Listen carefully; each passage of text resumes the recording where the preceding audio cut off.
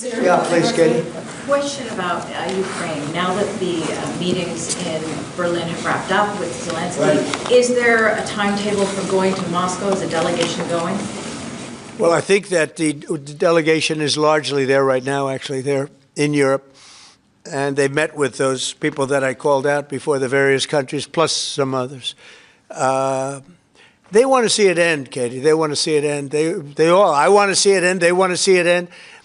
I actually think that President Putin wants to see it end. You know, I've had good talks. We've had good talks with Russia, and I think they'd like to get back to a more normal way of life. Mr. President, follow up there. An Article 5-like deal seems to be emerging without NATO membership for Ukraine.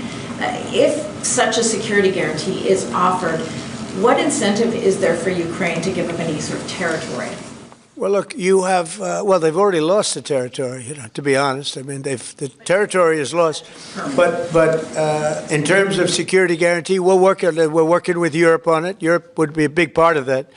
And we're working on the security guarantee so the war doesn't start up again. We don't want to have a war start up again. You know, as I said, with Thailand and Cambodia, two people I get along with great, and I dealt with them, and I called them, and I said, look, fellas, you got to relax. You got to take it easy. They lost. You know, they started the war again, and I got it ended. And things like that are going to happen, war. There's nothing pretty about war, nothing good, and there's nothing you can do to predict what's going to happen. But I think we've made a lot of progress with respect to Russia and Ukraine, I hope.